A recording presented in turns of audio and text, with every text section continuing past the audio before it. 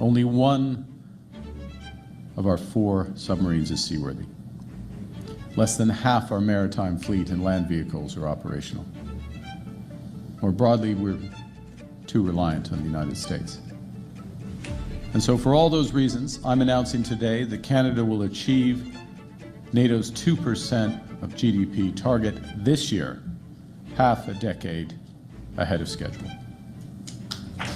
In a darker, more competitive world, Canadian leadership will be defined not just by the strength of our values, but also the value of our strength. And we wanted to make this announcement here because your insights here at Monk have never been in more demand than at this hinge moment in our history. Threats from a more dangerous and divided world are unraveling the rules-based international order.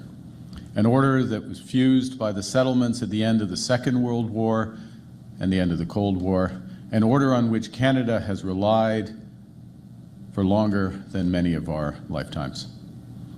And while the consequences of these developments are profound, we have agency. We have agency in determining what comes next.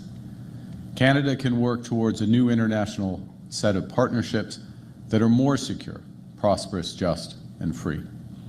We can pursue deeper alliances with stable democracies who share our interests, values, principles, and history.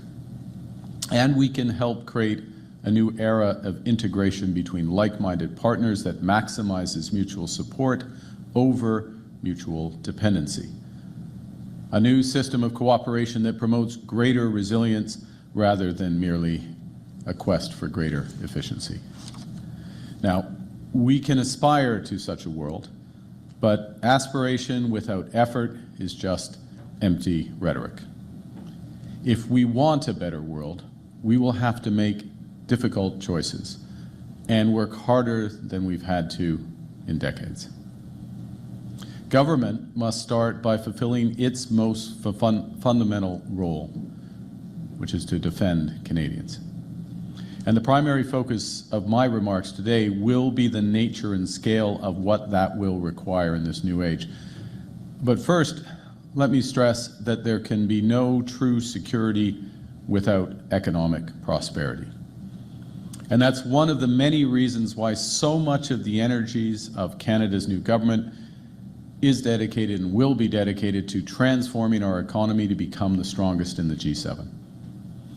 Getting there will require doubling the rate of home building, creating one Canadian economy out of 13, realizing our full potential as an energy superpower, pursuing a host of other nation-building projects, and diversifying our international commercial relationships with reliable partners. None of these goals will come easily or quickly. All will require ambition, collaboration, and yes, on occasion, sacrifice. In a darker, more competitive world, Canadian leadership will be defined not just by the strength of our values, but also the value of our strength. A more confident, united Canada, a stronger Canada can help transform this age of disorder into an era of prosperity for all Canadians. And simply put, if we want a more reliable world, we need a stronger Canada. If Canada came of age at Vimy Ridge, we matured in the decades that followed D-Day. With the fall of the Berlin Wall, the United States became the global hegemon. Its gravitational pull on Canada, always strong, became virtually irresistible and made the US our closest ally and dominant trading partner. But now, the United States is beginning to monetize its hegemony, charging for access to its markets and reducing its relative contribution to our collective security. In parallel, the world's trade routes, allegiances, energy systems, and even intelligence itself are being rewired. Rising great powers are now in strategic competition with America. A new imperialism threatens. Middle powers must compete for interests and attention, knowing that if they're not at the table, they're on the menu.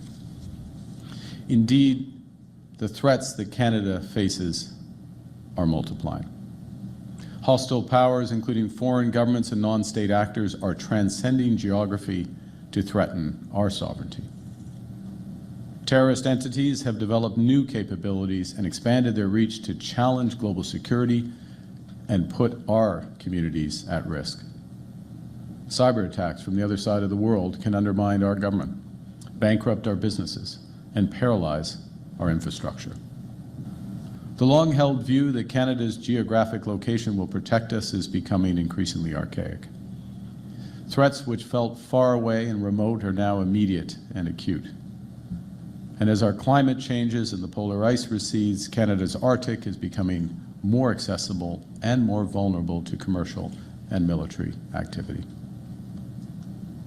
We've been jolted awake by new threats to our security and sovereignty, including from an emboldened Russia and an assertive China. Russia's barbaric invasion of Ukraine shattered previous assumptions of European post-Cold War security, leading to sharp reappraisals of the costs of collective responsibility. 10 years ago, Canada's defense spending fell to less than 1% of GDP. It has since doubled in cash terms, but it's still not close enough to face these mounting risks.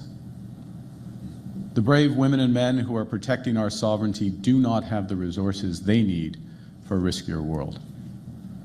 Our military infrastructure and equipment have aged, hindering our military preparedness.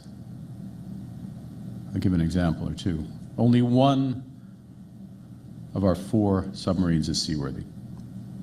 Less than half our maritime fleet and land vehicles are operational. More broadly, we're too reliant on the United States. And so for all those reasons, I'm announcing today that Canada will achieve NATO's 2% of GDP target this year, half a decade ahead of schedule.